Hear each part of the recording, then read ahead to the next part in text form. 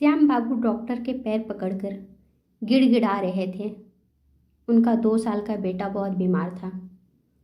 श्याम बाबू एक छोटे से कस्बे में रहते थे और वहीं पर सरकारी मास्टर थे। उनकी पत्नी और उनका एक प्यारा सा बेटा था। सब कुछ अच्छा चल रहा था कि एक दिन अचानक उनके बेटे की तबीयत ज़्यादा खराब हो गई। कस्बे के डॉक्टर से इलाज कराया, पर जब फायदा नहीं हुआ तो वे अपने बेटे को शहर के एक बड़े अस्पताल में ले गए। डॉक्टरों ने उनके बेटे को देखते ही मना कर दिया। डॉक्टर बोले, अब इसमें कुछ भी नहीं बचा है, आप अपने घर वापस लेकर जाओ। तब श्याम बाबू डॉक्टर के पैर पकड़कर गिड़गिड़ाने लगे और बोले, बस एक बार मेरे बच्चे को देख लीजिए, मुझे तसल्ली हो जाएगी। उधर श्याम बाबू की पत्नी अपने बच्चे को सीने से चिपकाए बैठी रो रही थी। डॉक्टर को श्याम बाबू पर दया आ गई। उन्होंने कहा, अच्छा एक बार तुम्हारे बच्चे को देख लेते हैं, शायद ऊपर वाला कुछ मेहरबानी कर दे। डॉक्टर ने बच्चे को एडमिट कर लिया। उसका इलाज चालू किया गया। बच्चे को खून की कमी थी। श्याम बाबू ने डॉक्टर से कहा, आप मेरे पूरे शरीर का खून निचोड़ लो, पर मेरे बच्चे को बचा लो। दोनों पति पत्नी रात दिन अपने बच्चे की देखभाल में लगे रहते हैं। न खाने का होश, न सोने की फिक्र, बस एक ही धुन थी, हमारा बच्चा अच्छा हो जाए बस। दोनों पति पत्नी की मेहनत रंग लाई। आखिर 15 दिन बाद उनका बच्चा पूरी तरह से स्वस्थ हो गया। अब उनका बच्चा, जिसका नाम अशोक था, उसी में दोनों ने अपनी दुनिया बना ली। अशोक के प्यार और देखभाल में कोई कमी न रह जाए, इसीलिए उन्होंने दूसरा बच्चा करने की सोची भी नहीं। मास्टर साहब ने अशोक की अच्छी परवरिश की, उसको अच्छे कॉलेज से ग्रेजुएशन करवाया और अब वह एक सफल इंजीनियर बन चुका था। अशोक की धूमधाम से शादी हुई। कुछ दिन तक तो बहू घर पर सास ससुर के साथ रही। फिर अशोक की माँ ने ही कहा, बेटा बहू को अपने साथ ले जा, आखिर कब तक तू अकेला ही बनाएगा खाएगा। अब अशोक और उसकी पत्नी शहर में रहने लगे और बूढ़े माँ बाप यहाँ गांव में। अशोक अपने माँ बाप को कभी कहता भी शहर आने के लिए, तो उसकी माँ कहती, बेटा हम यहीं ठीक हैं, जब ज़रूरत पड़ेगी तब तो तू है ही ना। खैर सब अच्छे से चल रहा था कि एक दिन अशोक की माँ का हार्ट अटैक से निधन हो गया। अब श्याम बाबू अकेले रह गए। माँ के क्रियाक्रम में बेटे बहू दोनों आए। उन्होंने श्याम बाबू को अपने साथ चलने के लिए राजी कर लिया।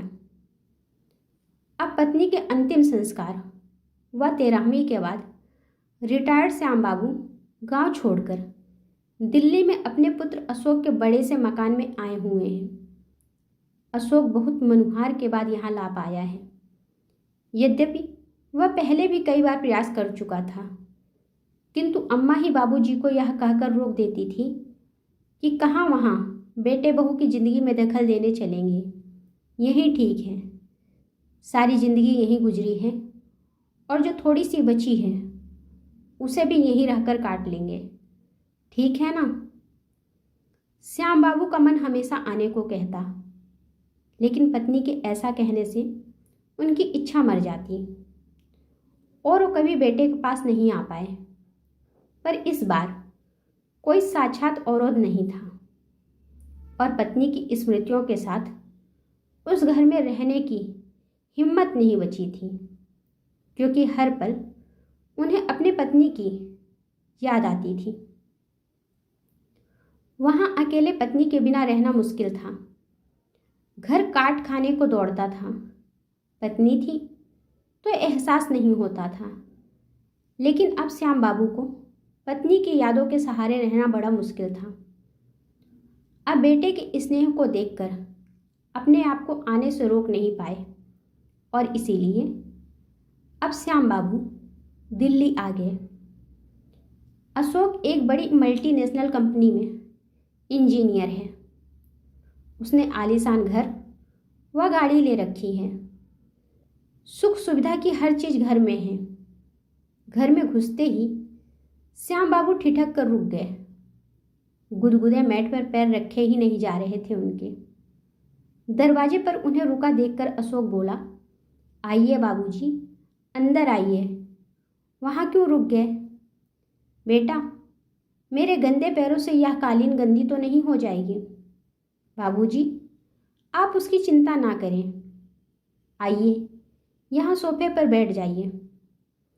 सहमे हुए कदमों से चलते हुए श्याम बाबू जैसे ही सोफे पर बैठे तो उनकी चीख निकल गई।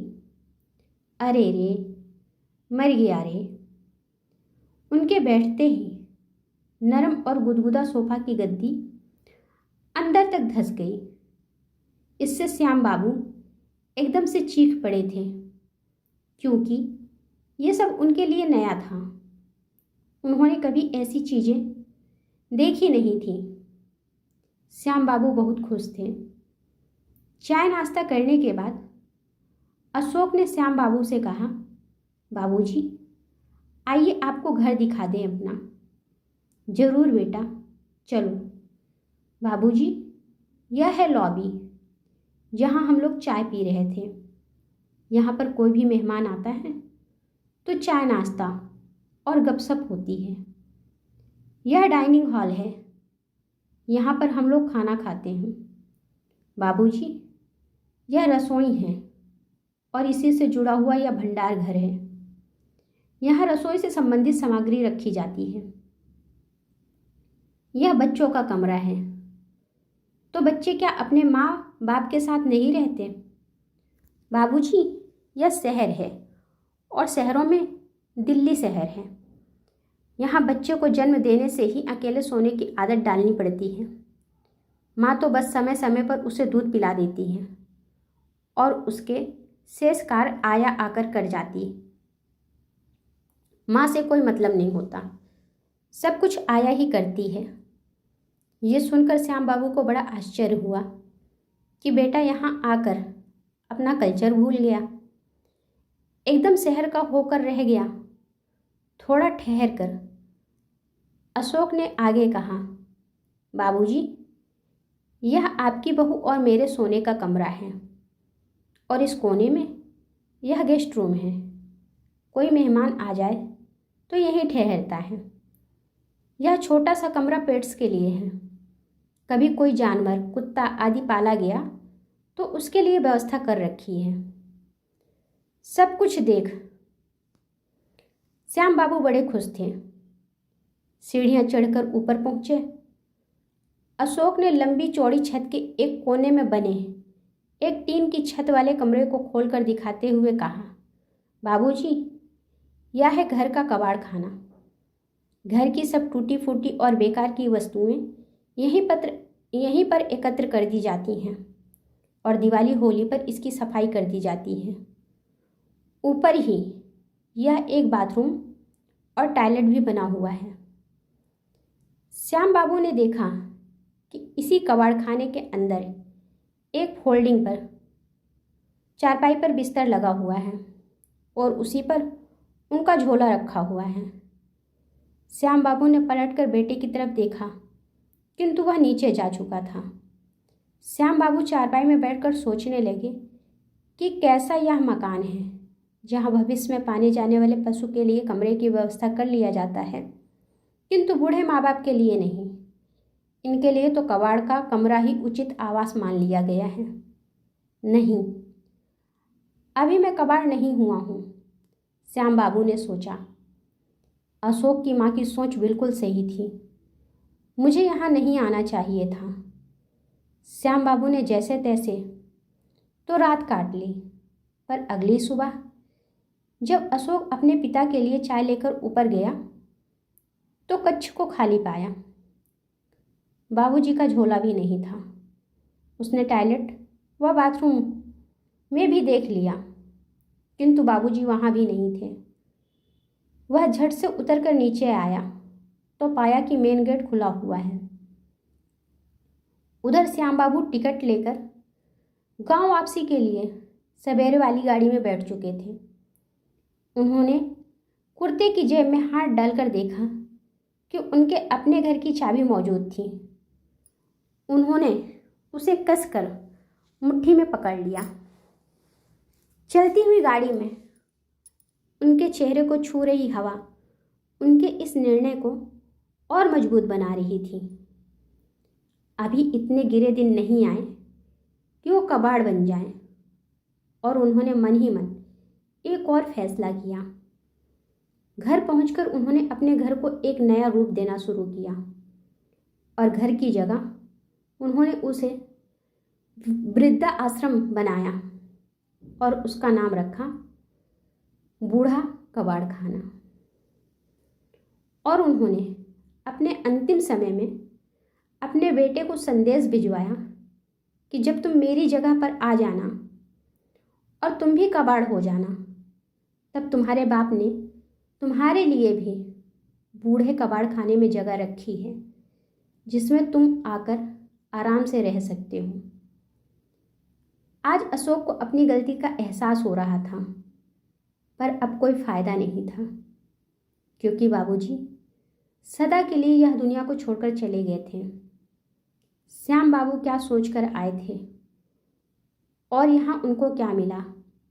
सारी खुशियाँ बस थोड़ी देर की थी।